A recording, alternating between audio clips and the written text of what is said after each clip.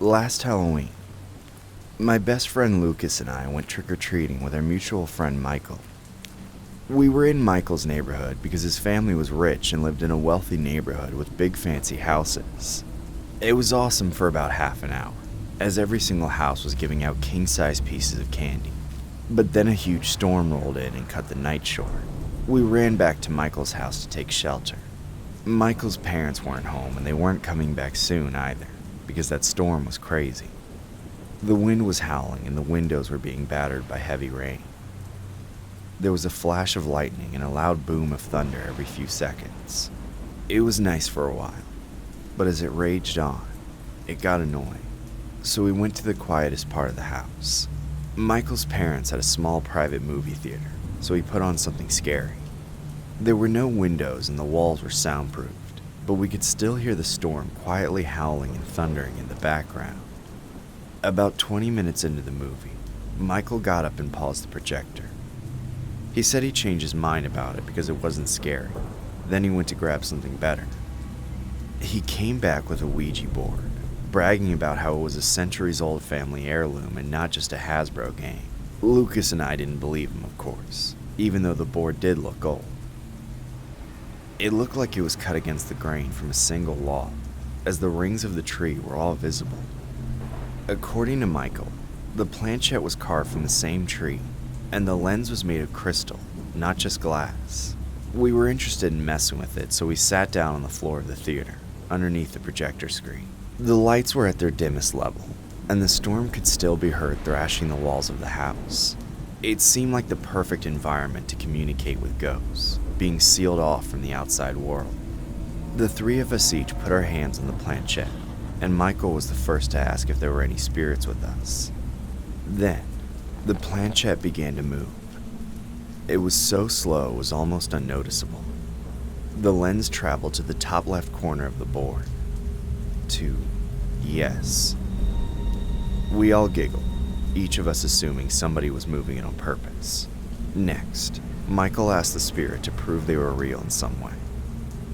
The planchette moved again, much faster than the first time, down to the number 3. Michael laughed, mocking the spirit, saying that it was true there were 3 of us, but that didn't prove anything. Then, the planchette slid to the number 2, held there for a moment, then slid to the number 1. A second later, the projector suddenly started playing the movie again. We all jumped and took our hands away from the board. I accused Michael of secretly using the remote, but he pointed to where he had been sitting and the remote was on the armrest. All 3 of us were freaked out, but Michael looked the most scared. He kept mumbling that something was in his house while we stared at the projector screen, dumbfounded that the movie was playing on its own. As we watched, a shadow slowly began to obscure the projection, emerging from the bottom and rising to the middle and looming over us. It was the shape of a head, as if someone was standing in front of the projector. We all turned around at the same time and looked up to the top of the theater, but nobody was there. Suddenly, Michael lost it. He marched up to the projector and ripped out the power cord. Then he came back down, took the Ouija board and the planchette, then stormed out of the theater. Lucas and I followed him to the front door where he walked out in the pouring rain. We watched from the shelter of the porch as he threw the board in the garbage bin by the curb. He came back soaking wet, blowing past us into the house. We didn't follow him as he went to his bedroom to change, cursing up a storm in a mix of anger and fear. Lucas and I retreated to the game room, where I absent-mindedly racked up the billiard balls to distract ourselves with a game. We never ended up taking any shots. Michael returned from his room and joined us a minute later or so, starting to calm down. We were all deeply concerned, but we didn't know what to say. In the silence between us, we all noticed something at the same time. The game room is where the only entrance to the theater was, and the door was wide open.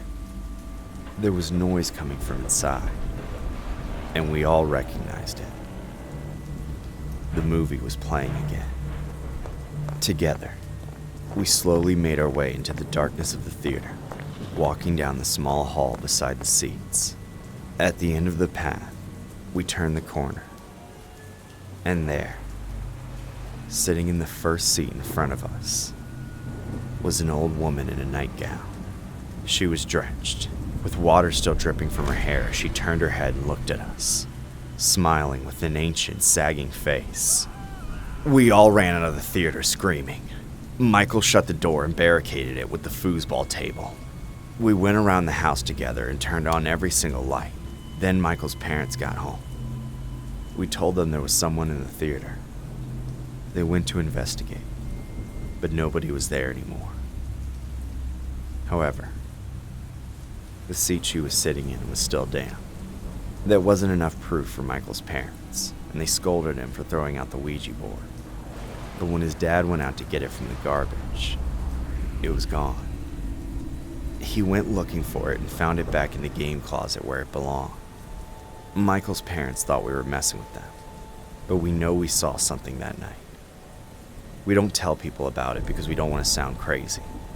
But since then, Michael says he hasn't stepped foot in the theater, as he believes it's now haunted by the spirit of his great-great-great-grandmother, the original owner of the Ouija board, and the person we saw in the theater that night.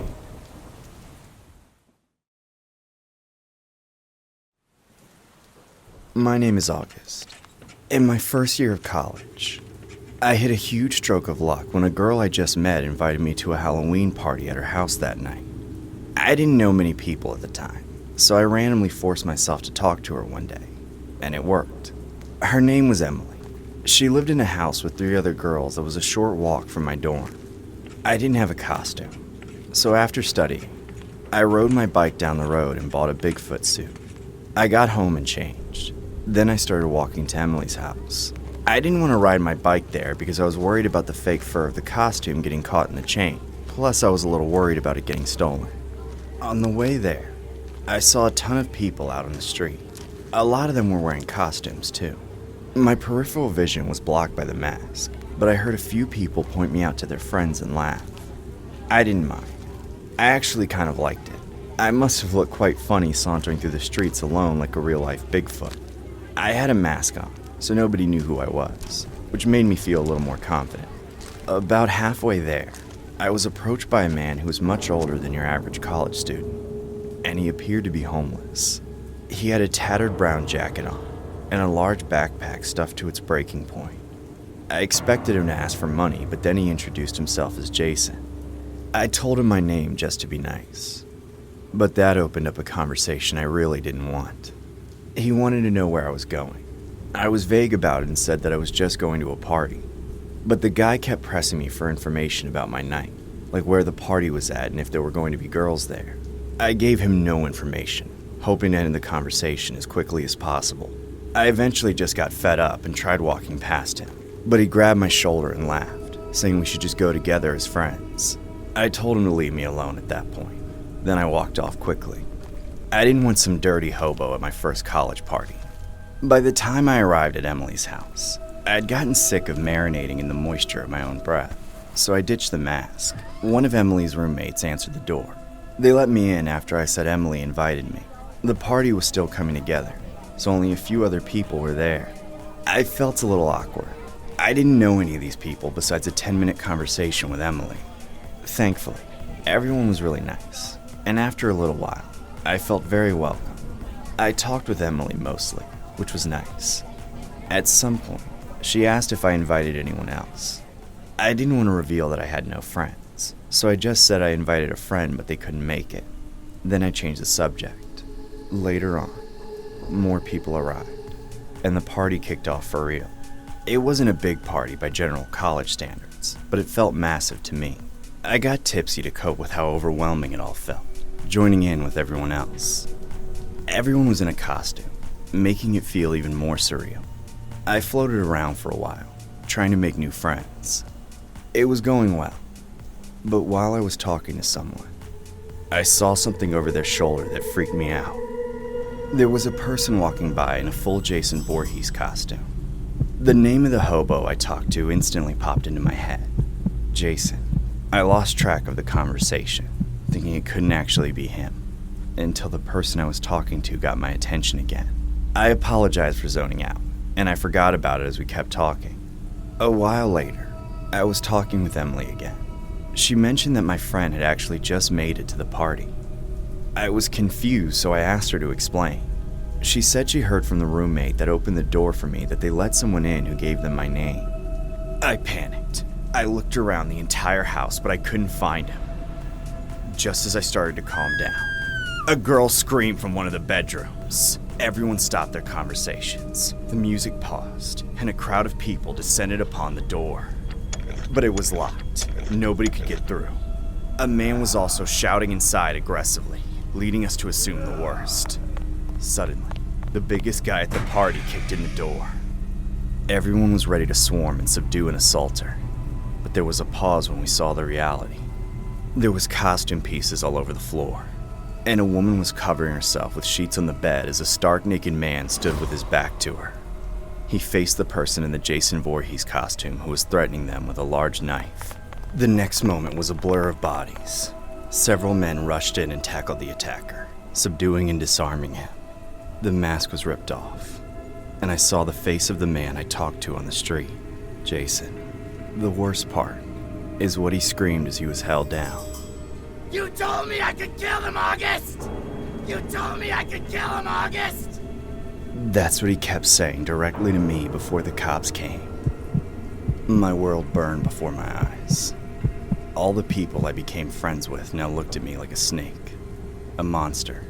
After using my name to get in, Jason snuck into one of the girls' closets. That girl ended up taking a guy into her bedroom to sleep with him, only for Jason to attack them. If he had surprised her while she was alone, who knows what might have happened. He must have followed me to the house, then got into costume to live out his twisted murder fantasy. He went to jail, but unfortunately, despite proof that I had nothing to do with Jason's actions, none of the people at the party ever trusted me enough after that night to accept me being around them.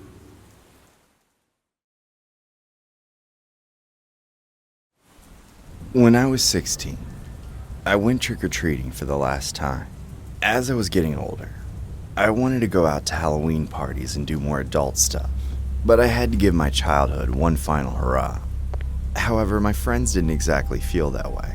They all wanted to go to house parties, so I ended up trick-or-treating by myself. I made sure my phone was fully charged, then I set out on my own. To be honest, it was kind of sad. I was only collecting meager amounts of candy, and the whole time I felt like I was missing out on fun with my friends. After an hour or two, I had to call it quits.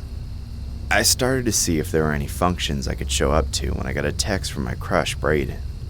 My heart fluttered a bit. We had been texting back and forth sparingly, but I could never tell if he was into me.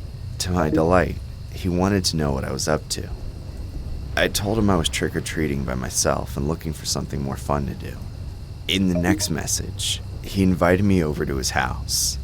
I was immediately overcome with excitement, but also nervousness too. I didn't know the details, but I wanted to play it cool, so I didn't ask. I figured I'd go with the flow. I never got any vibes from Braden that he would do something wrong, so I never worried about the worst possibilities. He gave me his address, which was unfortunately a 45-minute walk away. Thankfully, it was very nice out that night, and I got to text Braden along the way. I was in high spirits when I arrived at the address. The neighborhood wasn't as nice as the one I pictured Braden living in, but that didn't matter to me. The house looked empty, with no lights on and no cars in the driveway. There were no decorations either, except for a single sign that said, "Beware," which looked like it could have been taken from the house across the street. I texted Braden and told him I was there, also asking why his house wasn't decorated. He said his parents didn't celebrate Halloween, but they were out of town, so he was celebrating inside. Encouraged, I walked up to the door and knocked. It was opened by a person in a vampire costume with a hood concealing their face. I asked if they were Braden, and they said, "Yes," quietly. Then they said my name and welcomed me inside. It sounded like Braden, but he was doing a corny Dracula character and voice that made him sound different. It wasn't a deal breaker to me though, so I stepped in. Once he closed the door, it was totally dark inside.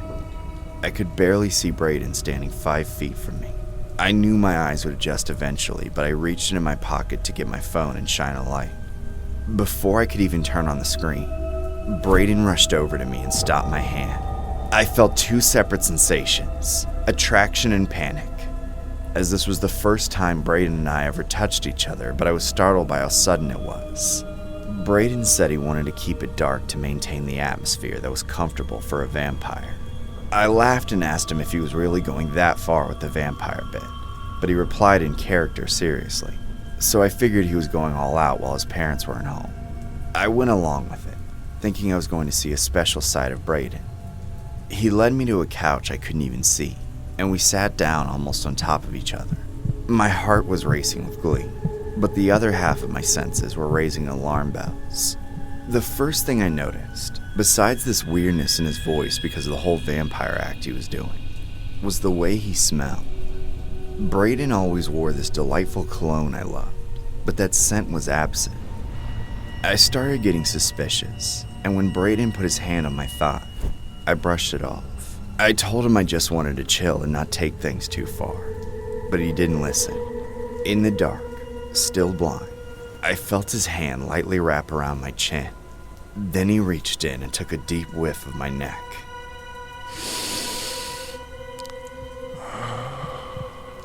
I was petrified, telling him to cut it out with the vampire crap. Before I could push him away, he bit my neck. I screamed and jumped away from him, stumbling in the dark and falling to the floor. Brayden called out for me, and I knew he was coming to get me, so I pulled out my phone and quickly flashed his eyes with the flashlight. He recoiled at the sudden bright light, giving me the 2 seconds I needed to get on my feet and run out the door. I ran 20 minutes to my friend's house. I cried on the way there because I couldn't stop thinking about what I saw. When I flashed that light at Brayden's face for that split second, I saw it wasn't Brayden. It was a stranger. When I got to my friend, she helped me calm down and called the police for me. Of course, by the time the cops got to the house, which turned out to be abandoned, the imposter was long gone. I was very traumatized by the encounter and felt extremely foolish for letting myself get tricked like that. When I felt well enough to go back to school a few days later, I confronted Brayden, thinking he must have been a part of deceiving me. However, he told me he had lost his phone at a party that night and still couldn't find it. Somebody had stolen it and found our conversations, then used them to lure me into a trap, where I'm sure biting me like a vampire was only the start of their plans. After what happened, I can't fathom ever getting with Brayden, ever going trick-or-treating again, or ever going to someone's house party alone. And of course, everyone should have a password on their phone. It's not just you it could end up protecting.